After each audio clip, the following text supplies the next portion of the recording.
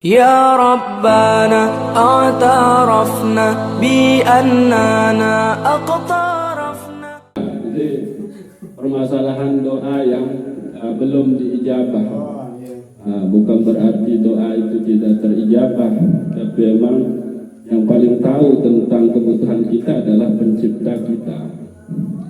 Nah, kalau sampai gara-gara doa yang tertunda itu lalu kita suudzon kepada Allah Subhanahu wa Ta'ala dengan mengatakan bahwa percuma ke berdoa, masih juga mending tetap keadaan, maka itu akidahnya rusak.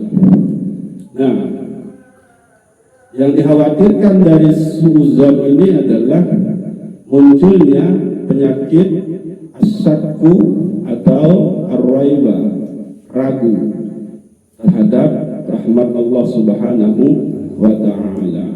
Nah, kalau itu terjadi maka dampak yang paling besar nikah adalah pudarnya basirah dan sirnanya nur sir daripada manusia itu sendiri. Nah, makin kita bahas adalah sak ke Bali juga. Aku sendeman ke ujung tiga, maka supaya akidah kita itu benar-benar Nabi Aranda kuat, maka perlu kita pahami tauhid yang ada di dalam surat Al-Fatihah juga. Maka mudah-mudahan kita memahami itu, maka keikhlasan itu muncul di dalam diri kita sesuai dengan istilahnya nama daripada surat ini, yaitu surat Al-Ikhlas. Saya sampun terbahas kembali yang pun tebaran surat Al-Ikhlas. Jadi bukan terkait tentang keikhlasan di dalam beramal yang pun tebaran dalam surat Al-Ikhlas. Tapi memang di situ menunjukkan tentang diri Allah yang sebenarnya di dalam surat Al-Ikhlas itu sendiri. Maka pertama ini adalah tauhid yang ada di dalam suratul Ikhlas ini adalah yaitu tauhid ahadiyah. Qul huwallahu ahad. Jadi dulu pada saat orang-orang Yahudiyah itu datang kepada Rasulullah Shallallahu Alaihi Wasallam bertanya tentang nasab Tuhannya Muhammad. Nah, ini bahasanya ya Muhammad, akhbirna an nasabaka rabbaka. Wahai Muhammad, coba cerita nasab Tuhan. Itu pertanyaan kaum jahiliyah pada saat Rasulullah tentu dan menjawab, maka rauhlah malaikat Jibril mengabarkan ini. Qul huwallahu ahad. Wahai Muhammad, katakanlah Allah itu ahad. Maka di sini adalah tauhid ahadiyah. Nah, ahad nikah Nabi esa tunggal, la yasbiquhu ahadun, atau ma la yasbiquhu adamun. Jadi kalau dia ahad berarti dia satu-satunya, masih dalam kesendiriannya. Maka dari dulu Allah ahad sampai sekarang juga ahad. Maka setelah terpatri di dalam diri kita bahwa Allah itu ahad, maka penting bagi kita untuk memahami posisi-posisi daripada kemakhlukan itu sendiri. Itu. Kalau dia ahad, berarti kalau makhluknya itu adalah wahid. Itu wahid itu satu. Kalau Allah itu ahad. ahadnya Allah itu nanti dia juga menjadi khaliq. Kalau makhluk posisinya adalah makhluk yang maujud, sesuatu yang diadakan. Makanya posisinya manusia itu, makhluk itu adalah mungkinun wujud. Maka Allah itu adalah haqqul wujud. Itu sebabnya di dalam sifat 20 itu, sifat yang pertama itu adalah sifat nafsiyah, yaitu apa sifat nafsiyah itu? Wujud. Dia yang tidak boleh tidak ada. Dia yang harus senantiasa ada. Ma la yasbiquhu adamun. Dia yang tidak pernah tidak ada, berarti dia selalu ada. Itu. Lalu ayat yang kedua, apa makna surat Al-Ikhlas? Allahus Somad. Apa arti mana? Iya. Jadi karena Allah itu adalah Rabb yang ahad, maka semua ini ya bergantung kepadanya. Maka ini adalah tauhid somadiyah. Nah, ini tauhid somadiyah. Tidak ada yang tidak membutuhkan dia, tapi dia tidak membutuhkan apapun dan siapapun. Itu sebabnya ibadah kita itu bukan untuk Allah, tapi untuk kita. Yang menggerakkan kita untuk bisa beribadah itu adalah Allah. Tempat kita beribadah itu juga milik Allah. Lalu ibadah itu untuk kita.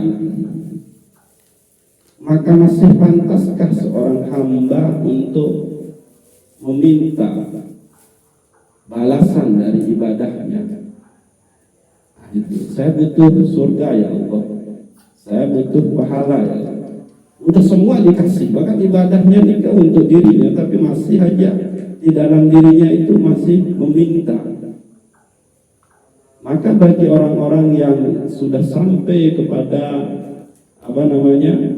kesejatian dirinya, memahami dirinya, maka muncul di dalam kalbunya itu rasa malu untuk meminta sesuatu daripada ibadah. Sehingga Syekh Imam Ibnu Athaillah As-Sakandari di dalam bagian pertamanya itu adalah orang-orang yang menyandarkan pengharapannya pada amalnya. Min alamati, ciri-ciri orang yang i'timadu 'alal a'mal wa huwa nuqsanur raja' inda wujudiz zalali. Nah, itu yang seharusnya adalah amal-amal itu tidaklah kita menyandarkan harapan ke situ, tapi harapan itu disandarkan kepada Allah Subhanahu wa ta'ala. Salat itu tidak kekal, dia akan selesai juga. Zakat itu juga akan selesai. Puasa juga akan selesai. Maka itu termasuk wujuduz zalali, wujud yang fana. Maka sangatlah tidak dibenarkan kita menyandarkan pengharapan kepada apa yang kita perbuat. Maka setelah Allahus Samad muncul ayat yang ketiga, lam yalid wa lam yulad. Ini adalah tanzih anis sabab, menegaskan bahwa keberadaan Allah itu tidak memiliki sebab. Lam yalid wa lam yulad, tidak beranak dan tidak diperanakkan. Maka ini adalah tauhid tanzih anis sabab. Kalau selain Allah itu dia keberadaannya membutuhkan sebab. Nah itu. Maka Allah sebagai Rabb itu adalah harus di dalam kita itu meyakini Allah Allah itu, keberadaan Allah itu tidak lantaran sesuatu atau sebab. Ini yang disebut dengan tauhid tanzih anis sabab. Kalau segala sesuatu itu ada lantaran ada yang lain. Bale niki yang pembawa keparan bale karena arak, semen, batu, bata. Namun denarang itu demut keparan bale. Pun dagang jari ini namun denarang ciri-ciri bale, arak jendela, arak lawang, arak menu, dia keparan bale, gudang di keparan. Sorum, nah itu dia. Maka yang terakhir itu adalah ayat terakhir. Amin. Walam yakul lahu kufuwan ahad. Ini adalah tauhid tanzih anil anil tasabbuh. Penegasan Tuhan yang tidak berserupa. Itu.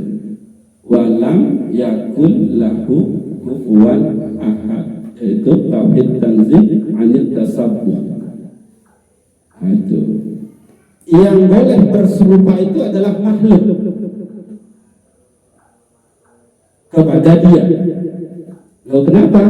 Karena memang makhluk itu dipercikkan sifat-sifatnya, asma-asmanya, af'al-af'alnya Allah. Nah itu. Ini yang disebutkan oleh Ibnu Arabi di dalam kitab Fathul Makiyahnya.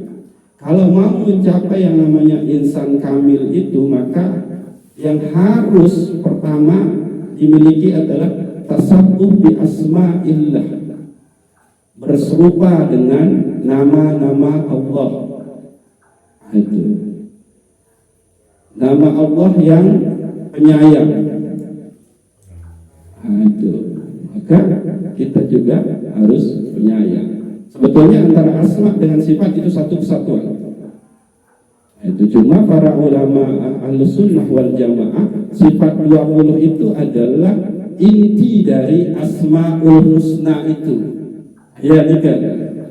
Jadi sifat 20 itu yang dirancang oleh ulama-ulama Ahlus Sunnah wal Jamaah, mulai misalkan yang paling luar biasa itu misalkan Imam Asy'ari, Imam Maturidi, juga Imam Marzuki.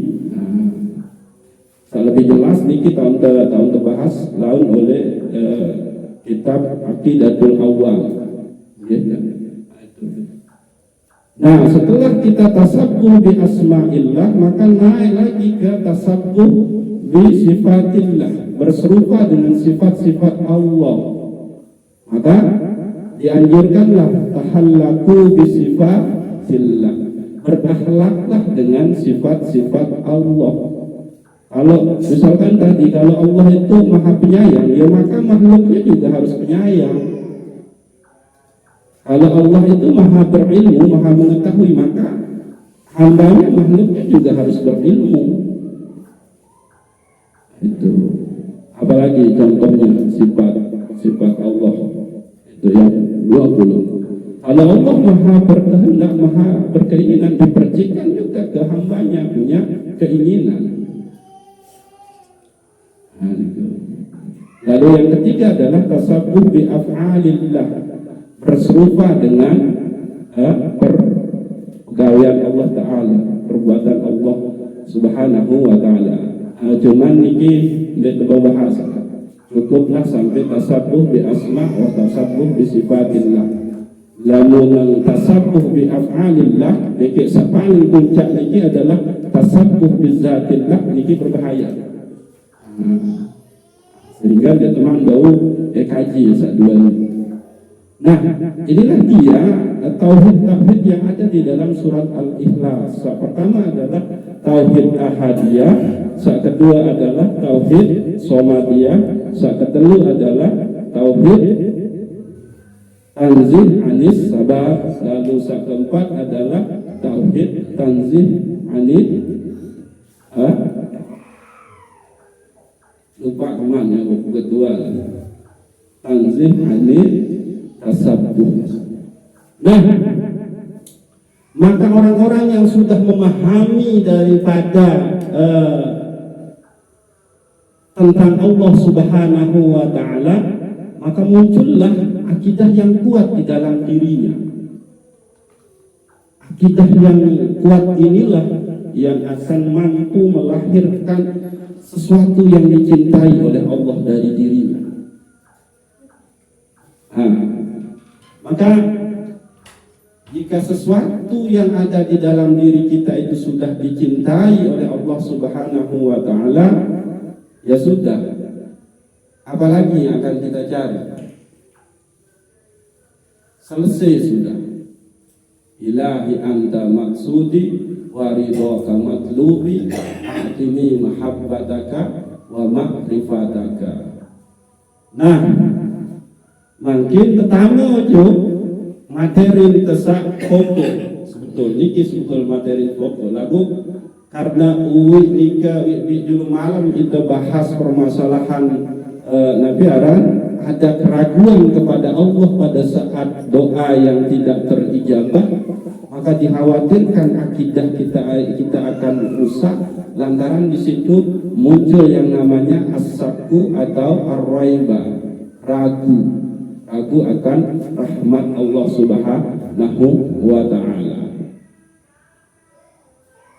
Nah, pembahasan yang ke-8 dari kitab Al-Hikam Ibnu Athaillah As-Sakandari adalah al-a'malu suwarun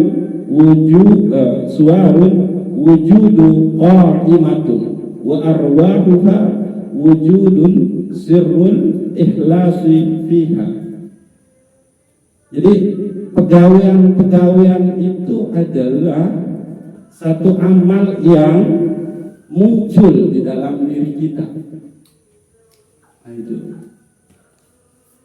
Jadi kita berbuat sesuatu, maka dia menjadi zahir, terlihat. Jadi di situ dia wujudul qa'imatun. Jadi sesuatu yang sudah ditegakkan, artinya sesuatu yang sudah dijalankan. Itu dia pegawaian, yaitu sesuatu yang sudah diwujudkan. Maka ada sesuatu yang penting di dalam pegawaian yang sudah kita jalankan itu. Apa di situ?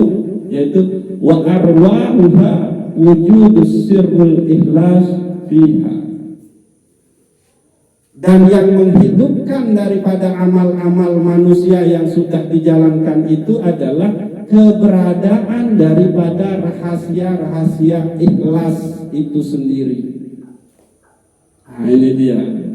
Jadi ikhlas itu berarti perbuatan itu tidak dibarengi dengan selain Allah.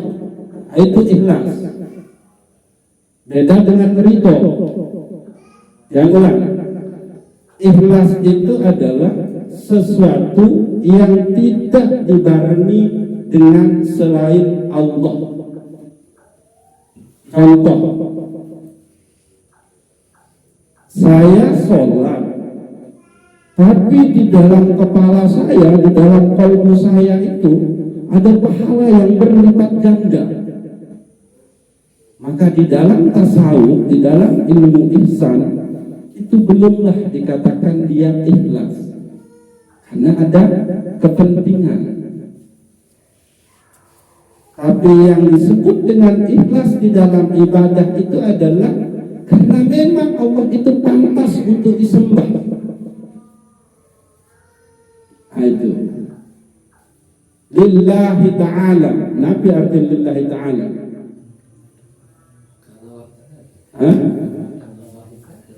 Coba, inna lillahi wa inna ilaihi raji'un. Sesungguhnya kita itu adalah lillah, milik Allah, untuk Allah, li. Nah, itu.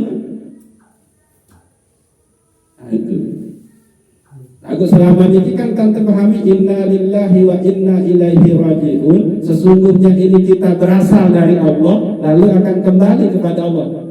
Aku inna lillah, sesungguhnya hamba ini milikmu ya Allah.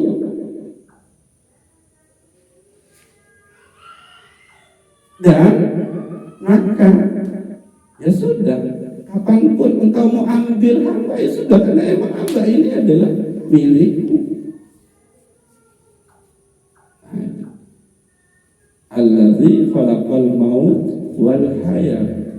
Dia yang menciptakan mati dan hidup. Itu beda pemaknaan saya berasal dari Allah dengan saya milik Allah. Beda. Kalau berasal itu baru pindah-pindah. Itu. Dia berarti makan, tempat kalau berasal. Tapi kalau milik alhamdulillah, itu berarti memang kita dikuasai. Maka kita yang dikuasai itu adalah harus selalu menanamkan posisi Allahus Somad. Hanya dia tempat hamba bergantung. Nggak bisa yang lain. Itu sebabnya di dalam surat Al-Fatihah, iyyaka na'budu wa iyyaka nasta'in. Nah, itu. Hanya kepada engkaulah, hanya engkau yang hamba sembah, dan hanya kepada engkau tempat hamba meminta pertolongan. Pada engkaulah hamba bergantung. Nah, itu. Jadi wa arwahuha wujudus sirrul ikhlas. Itu tadi. Ikhlas itu adalah menghilangkan selain Tuhan pada apa yang kita kerjakan. Hilangkan itu pahala, hilangkan itu surga, hilangkan itu takut kepada neraka. Tapi memang dia memang benar-benar sesuatu yang pantas untuk disembah. Itu. Kalau sudah demikian, maka yang muncul nanti yang datang kepada kita itu adalah ini yang harus kita ini sirrul ikhlas. Rahasia daripada ikhlas itu sendiri.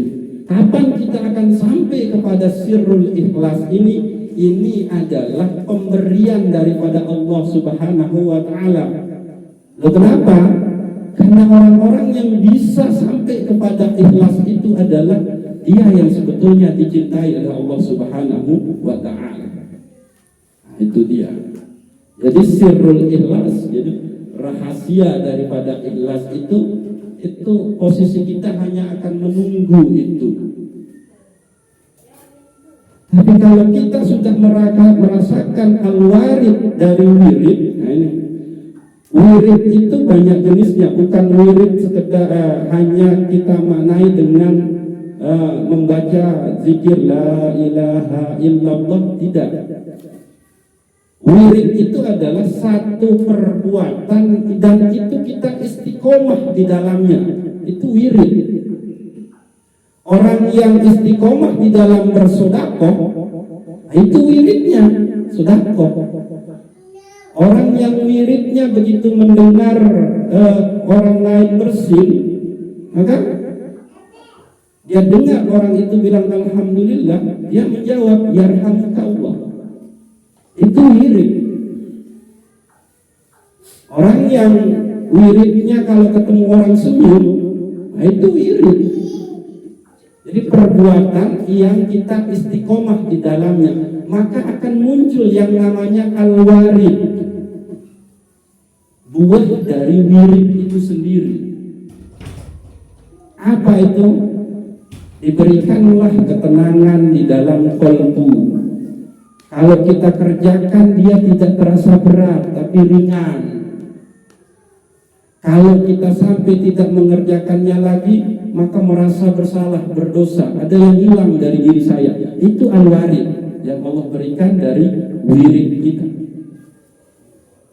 Setelah itu akan muncul yang namanya ahwal, suatu keadaan. Dan inilah yang dimiliki oleh para kibarul auliya.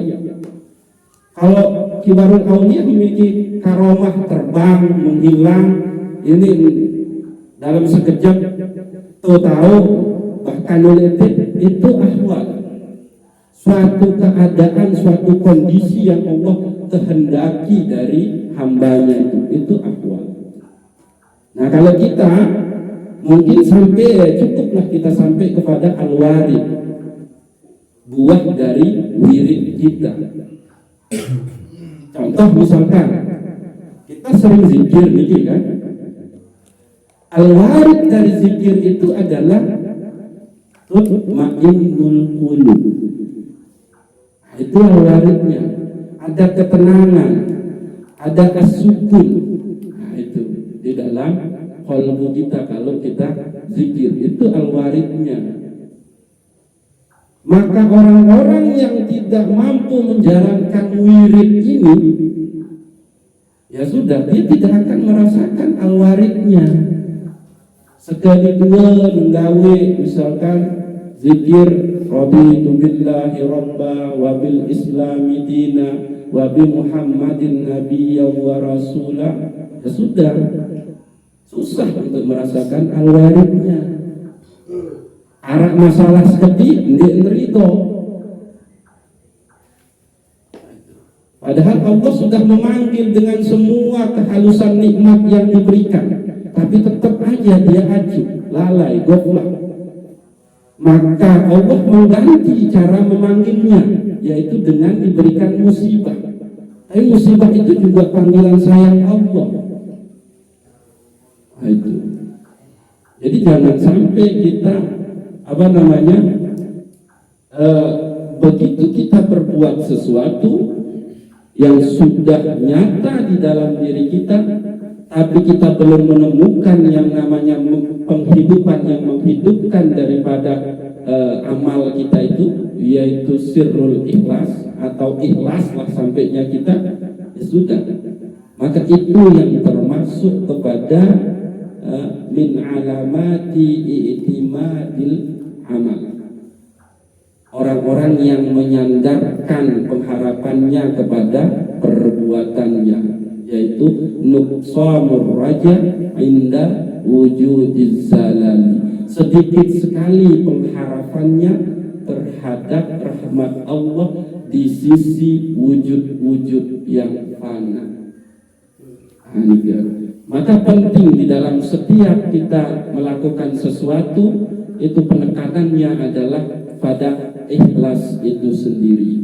Sekali lagi, ikhlas itu adalah menghilangkan selain Allah di dalam perbuatan kita. Ma fi qalbi ghairullah. Tidak ada selain Allah di dalam diri hamba. Tulis sampun contohan, lamun arak dengan mama lain oleh kolbun seniman cemburu. Begitu juga Allah. Kalau ada selain Dia di dalam kolbu kita, maka Allah pun cemburu.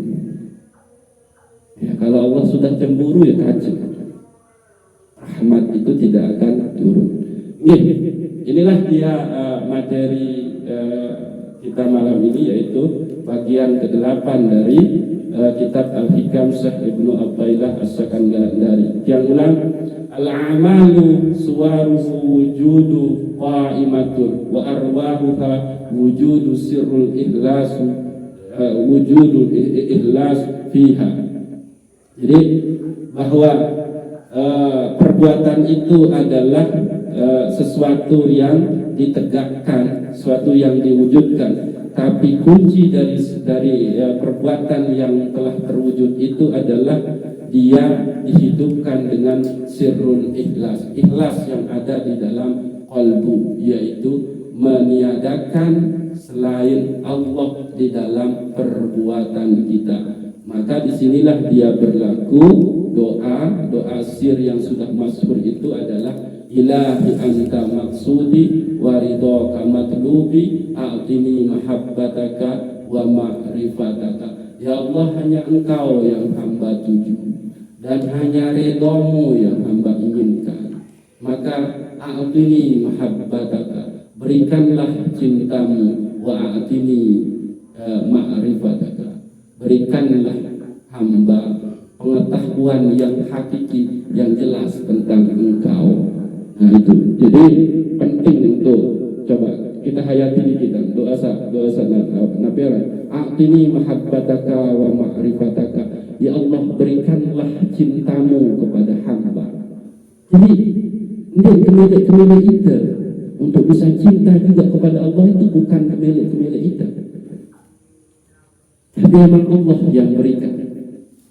Bahkan ma'rifah tentang Dia juga itu bukan kemilik kita, tapi memang Allah lah yang memberikannya. Itu sebabnya Zunnun al-Misri mengatakan, aradtu rabbi bi rabbi walamma rabbi ma aradtu rabbi. Tidaklah aku mengetahui Tuhan melainkan dengan Tuhan atau lantaran Tuhan itu. Kalaulah bukan lantaran Tuhan, maka tidaklah aku mengenal Tuhanku. Untuk mengakhiri pembahasan kita, mari kita sama-sama membacakan surat Al-Fatihah kepada Syekh Imam Ibnu Athaillah As-Sakandari. Mudah-mudahan Allah Subhanahu wa taala merahmati beliau. Al-Fatihah. Alhamdulillah. Iyyaka na'budu wa iyyaka nasta'in. Ihdinas siratal mustaqim. Siratal ladzina an'amta 'alaihim ghairil maghdubi 'alaihim waladdallin. Wallahu a'lam bis-shawab. Assalamu alaikum warahmatullahi wabarakatuh.